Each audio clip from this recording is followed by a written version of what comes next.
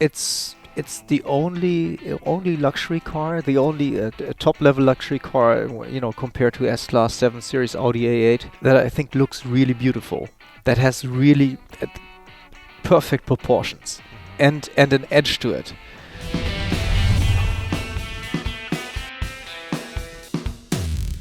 Jens, we're back with our third and final installment of our World Car Series for this year.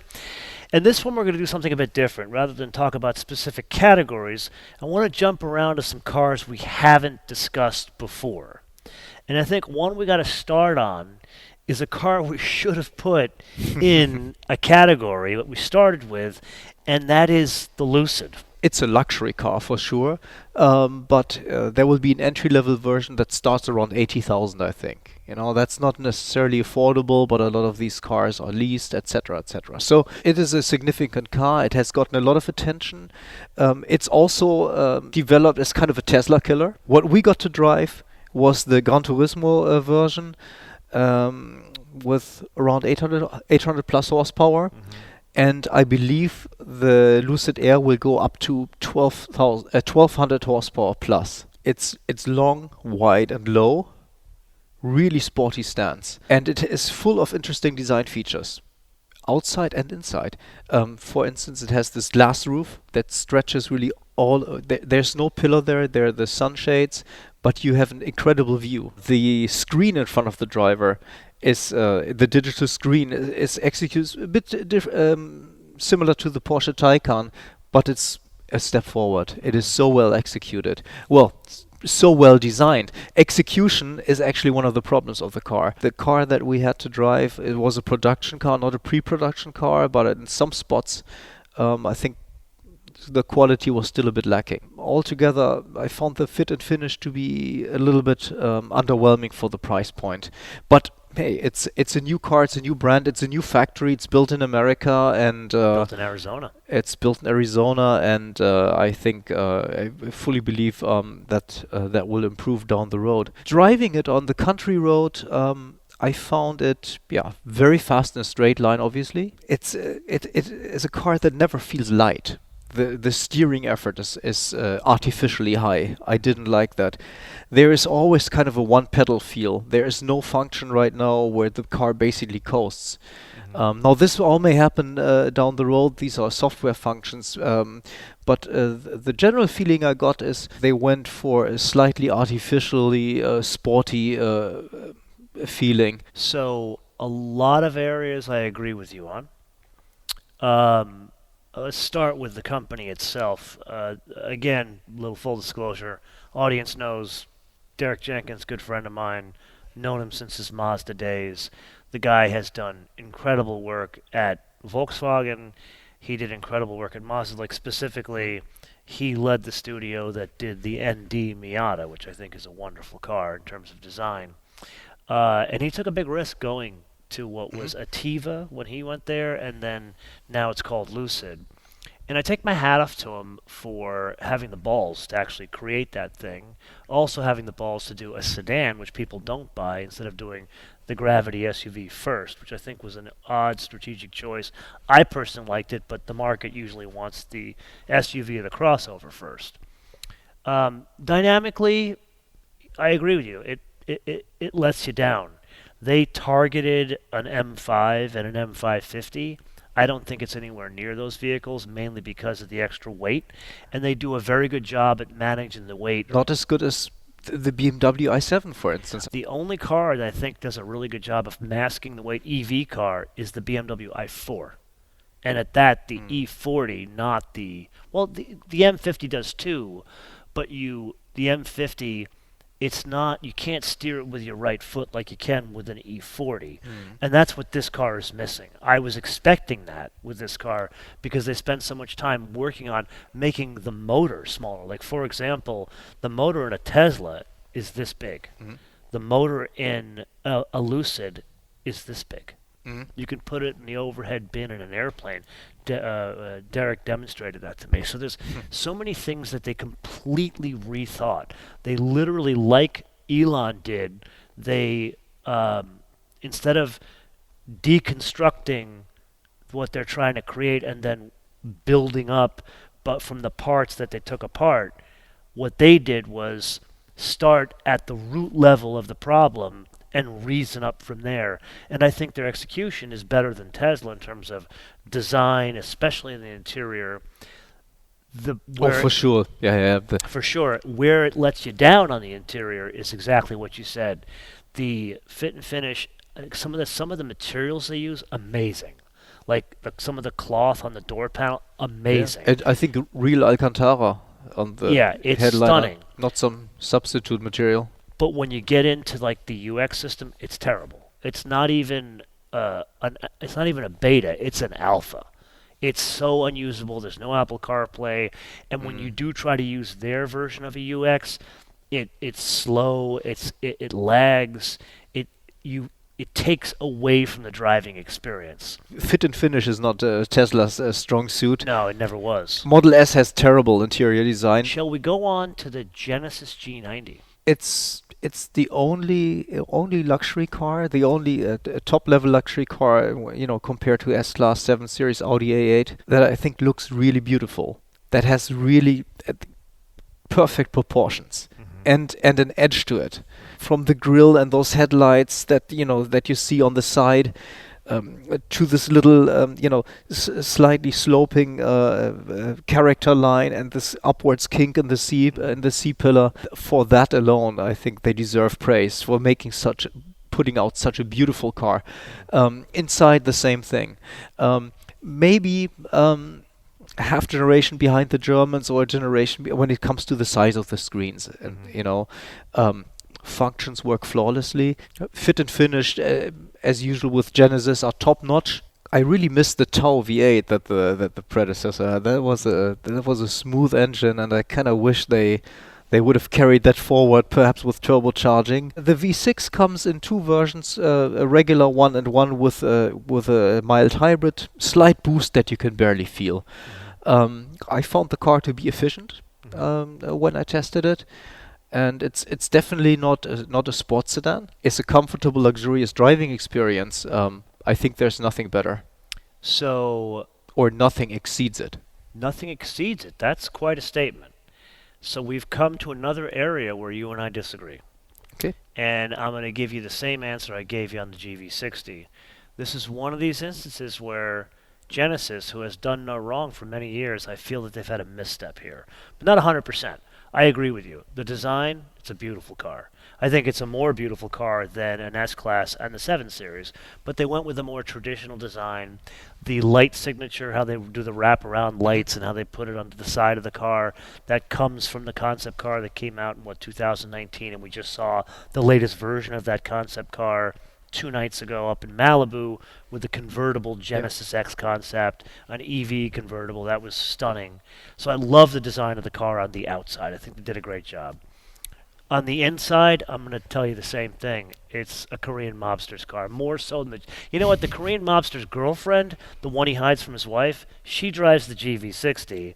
This one is driven by he's driven in the Korean mobster. Oh, you had the dark gray car? I had the dark gray. Okay, yeah, the matte gray. Yeah. Okay, so that's a mobster color. Don't get me wrong. The 3.5 is a good engine. It's just other cars. Unfortunately, no. It's just the only engine choice. That's the thing.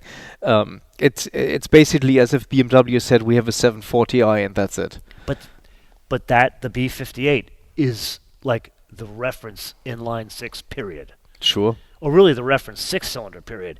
This is not the reference anything. Especially in this application. It's so subdued. I think it's so toned down, the sound. Well, when you push it aggressively, it makes noises it shouldn't. And then dynamically, I felt something weird, and maybe I was just pushing it too hard. I don't know. Couldn't imagine that. It's a long wheelbase car, and I felt like it sits too much on its ass end. It sits too much in the rear. And as a result, it doesn't feel, again, it's not cohesive like the interior. I wanted to like it so much more because it is so beautiful. That's where I'm at with the G90. I'm sure they'll listen and they'll work on it. Maybe we'll have a conversation with Sang Yip about it. Maybe he'll throw me out and never speak to me again. I doubt that. Yeah. When you see him this week, tell him. Don't tell him what I said. Let's move to something completely different.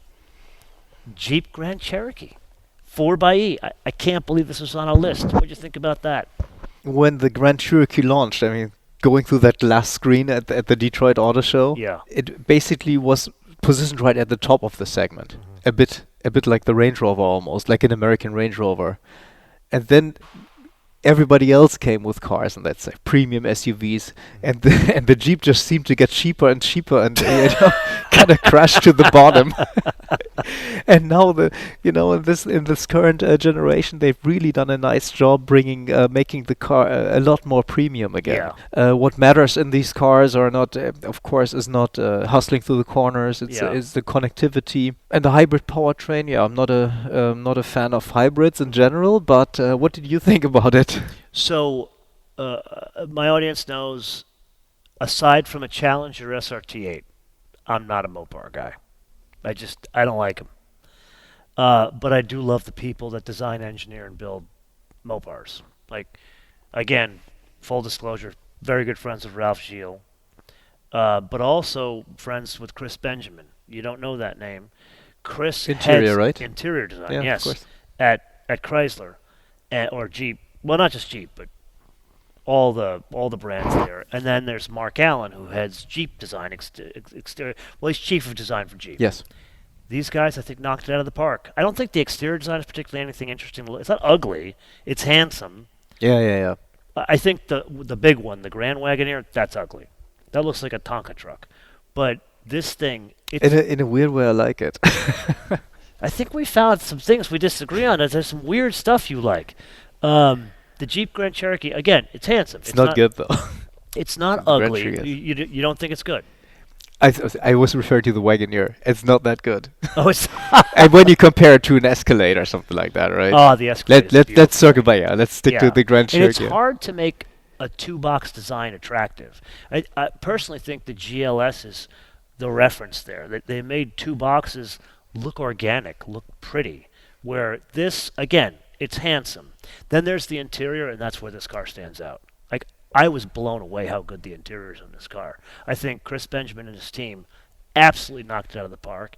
And then there's the hybrid system. Like, when I was driving it, I'm like, wait a minute. This is a four-cylinder?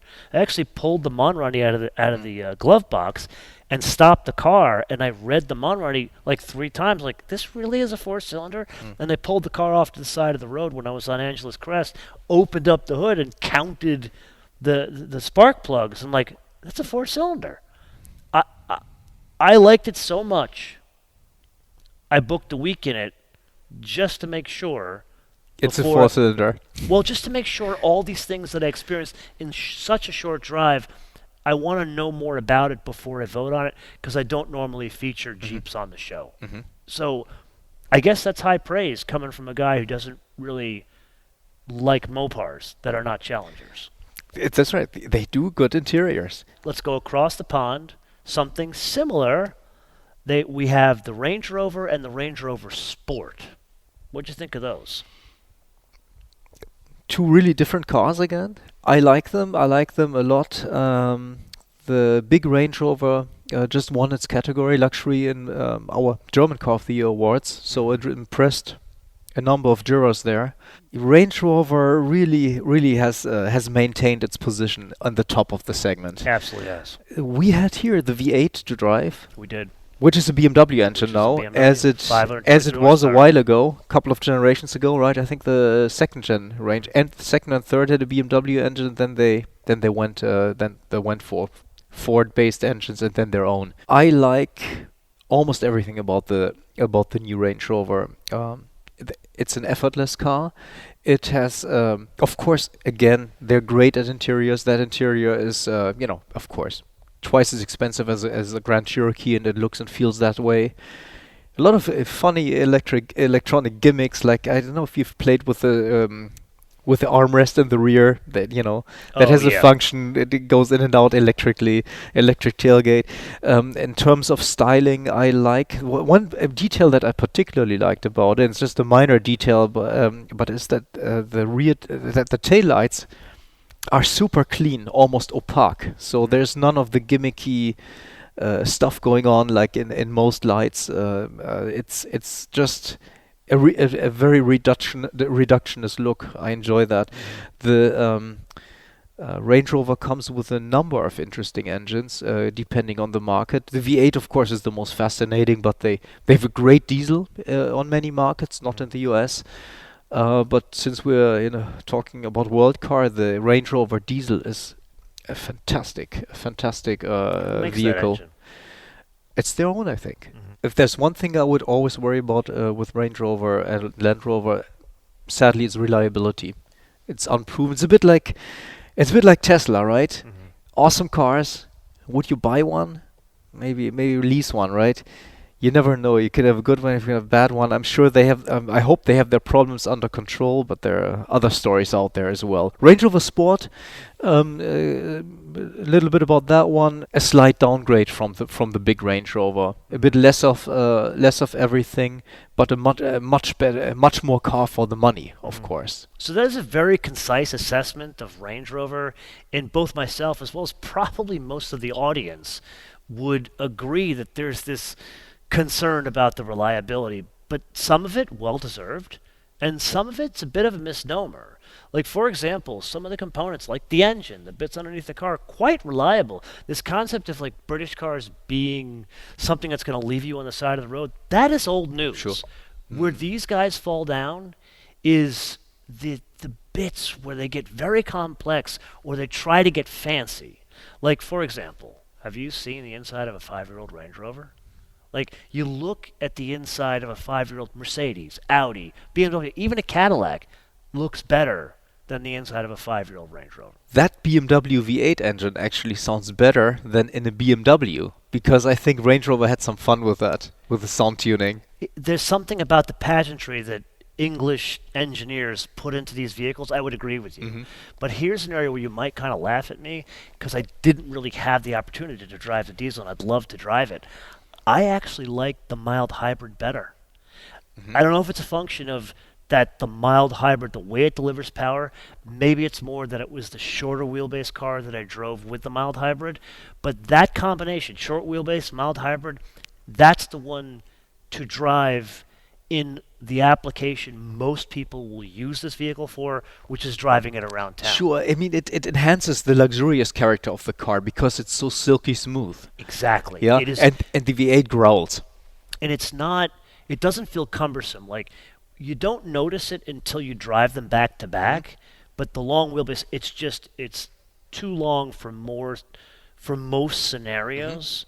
I did love the crazy back seat. I had the one with, what do they call it? It's like the signature. Autobiography? No, they don't call it. It's the SV, but the package for the okay. 2 seats in the back with the console and the champagne flutes and all that kind Yeah, of yeah, stuff. yeah, it's so good. It is like a signature suite or whatever they call it. It is bad. Anyway, I can't believe I'm saying this, but I'm a big fan of the Range Rover. And I will say, even previous Range Rovers, they kept intact that feeling when you drive a Range Rover, you feel like you have climbed the top of Macho Mountain. That is what is intact here. Yep. As far as the Sport is concerned, I was less impressed. It has all of the bits. Like, it definitely feels like a cut rate Yeah. Range Rover, but it's not special enough where I would still want a Range Rover if it were the Sport. The regular looks aloof, right? Yes. Absolutely top notch. And the Sport is a bit too pleasant. Okay, speaking of Good. pleasant, let's switch gears. Lexus RX. Semi-accessible for regular people, but adds just this a wonderful layer of luxury, of design, play with materials.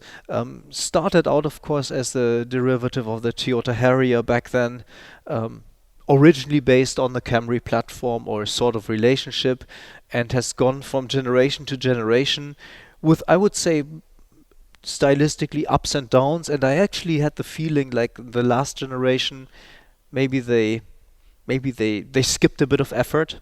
There was a little less luster than there used to be. Now with the new one, they captured the design language of the brand really well. They evolved it well. The grille, we've all slightly kind of gotten used to the grille, haven't we? Although it really only works on the LC. As an LC owner, I can tell you that. Yeah, that's a wonderful car. Absolute halo car for the brand, but an incredible car by itself. But the new RX, I think, visually works well, looks good from all angles. Um, the interior has really fixed a couple of problems. And I think the main issue with the predecessor was the infotainment system. Now they've gone to a big screen, easy to use, a touch screen. There's one thing though, this big screen, this big black pseudo glass screen could be anything. That doesn't really say Lexus anymore. So I kind of wish they would have found a way to keep the design language of the predecessor and of models like the LC, like the previous IS. If they had managed to keep that and carry that forward, instead of going for a solution that is a lot easier to use, but looks a bit mainstream. The thing that I don't understand is you've got this beautiful logo. Very few companies have simple, elegant logos like this. Yeah. Lexus has one of those. Yeah. Yet they've opted to take that off the back of the car and put Lexus spelled across in the word right underneath the taillight. I think that was a huge mistake. And the reason why I say that is from the rear, you don't know if it's an RX or the cheaper NX. That's the one thing they just have never managed to give the cars the precision. Yeah. And the fact that a hybrid from Toyota has a transmission transforms the car, which brings us to the Crown. Same hybrid choices. So it's got the regular Crown, the XLE, and the Limited has the two motors like a Prius, parallel hybrid, and then the Max has this system like from the Tundra, integrated starter generator motor, all-wheel drive system in the back, it's electric motor. And I gotta tell you, it's a good car to drive. A matter of fact, if you were put on the spectrum of Toyota hybrid synergy drive here and like an Audi A6 here, it's closer to the A6. It's that good. I agree. Dynamically, it's more than decent. Yeah. Yeah. And now the execution of the car is a bit different. The design is polarizing, but I was saying this. I did a tour of the LA Auto Show with Roman from TFL Car yesterday, and I was sharing that because he asked about it. He's an old man, so he likes this kind of stuff. But he was saying, "What'd you think of the design?" And my thought was this: it's Toyota realizing that we're at peak SUV. People are kind of sick of SUVs. They're looking for other opportunities. And the reason why I say that, it's not something I'm just pulling out of my ass. It's actually something I'm looking at with empirical evidence. Look at the sales of minivans. They're increasing. And it's not because they're cheaper than SUVs. A Toyota Sienna minivan, most of them that go out the door are 50 grand. The Kia Carnival, which is hideous, 50 grand. I disagree. I think it looks good for a minivan. You need to get some eyeglasses, I think. Well, for a minivan. You did say for a minivan. So people are saying, you know what?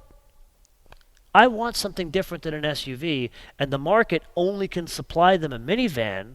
So Toyota says, let's give them another choice. Let's give them a tall car, but better execution than the Honda Cross Tour. You know, it's kind of cool to see a high or an elevated sedan.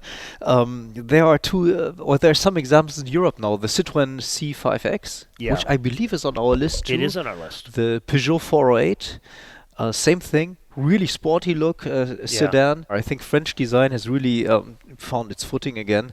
And it's also not easy for the Stellantis group to differentiate Citroën, Peugeot, and DS. DS being the luxury brand that they've created. DS is beautiful. Yes, wonderful job led by Thierry Métros design. The interiors, the bracelet leather, you could look that up. That was a strike of genius, and it's the French design is daring. It's distinct. Citroën has basically they've given up their luxury heritage to DS, and their Citroën is a really unaggressive brand, friendly designs. And Peugeot, surprisingly futuristic, the last models, also with distinct features. What's that station wagon they make? Peugeot makes several station wagons. No, they make it's like an Audi A6 size station wagon. Ah, the 508. Oh, achingly beautiful. Beautiful, right? You know what? We got to put a pin in this discussion because we'll have this discussion when I come over to Germany this summer. Yes. After I've driven some of these cars. So for now, I think this is the point of the episode. We'll turn this around to the audience. What would they choose of these cars? Now, granted, we have what segments? So we've got World Car of the Year EV, World Performance Car of the Year, World Urban. We have a tiny World Urban Car selection this year. This is a category that's mainly relevant for markets like India, Europe, less so for the US. We have a few entries too. Yeah. And then there's World Car of the Year. And luxury. Oh, anything, I almost forgot about anything that's like above a threshold of like around 60K. We look at the different markets, but that goes into the luxury category because we want the main award to be relevant for everyday customers, for the normal customer. That's World Car of the Year, and then there's World Design of the Year, which technically we have a panel of designers. We have a couple of top designers. Ian Callum, Shiro Nakamura, and others. Patrick Lequemont, and they Gert Hildebrand. They get to pick what we pick from. So they basically cull the group down to only like 5 designs. Yes, they pre-select 5 designs which they find significant, and then basically we let our jurors decide which of these 5 designs becomes the World Car Design of the Year.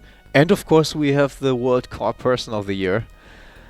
And that's always a tough one. That's a tough one. I That's an did interesting suggest one a couple of people this year, so hopefully my guy gets in the running. And my guess is some of these people, if they've seen these 3 episodes, know who I suggested. But this is the point of the episode. We're turning it around to the audience for them to choose of the cars we talked about today.